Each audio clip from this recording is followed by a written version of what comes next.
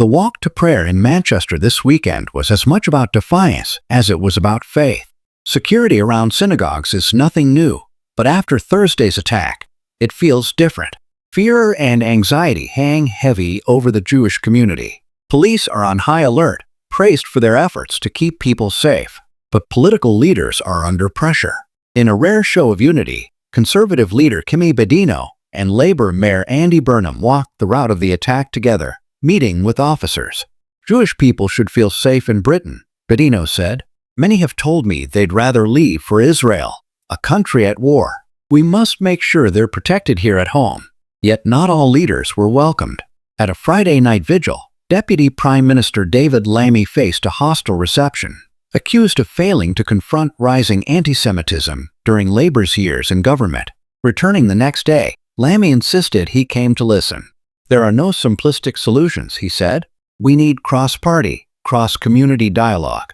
But questions remain about the government's recent recognition of Palestine as a state, and whether that decision may have heightened tensions.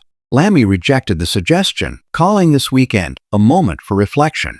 Meanwhile, in Manchester city centre, pro-Palestinian protesters ignored police appeals to postpone their rally out of respect for the victims. Officials urged people to consider whether demonstrations were appropriate so soon after the killings. The attack at Heaton Park Synagogue is now the focus of a major counterterror investigation. Forensic teams remain at the scene, while detectives piece together the life of the attacker, Jihad al-Shami. Friends say he had grown increasingly radical in the past year. This week, police raided a property in Bolton. 4 people are now under arrest on terror charges as investigators search for answers. Who was al-Shami? What motivated him? And did he have help? For now, Manchester's Jewish community walks forward in grief, in faith, and in defiance.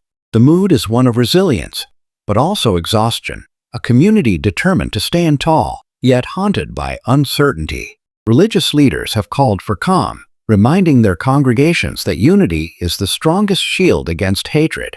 Schools and community centers have stepped up security, with parents expressing worry about the safety of their children. Some say they've never felt more vulnerable in their own city. Across Britain, vigils have been held in solidarity, with candles lit from London to Leeds. Many fear this attack could inspire copycats if divisions are allowed to deepen. The government has promised to increase funding for synagogue security, while police presence is expected to remain high for weeks. But critics argue these steps address symptoms, not causes.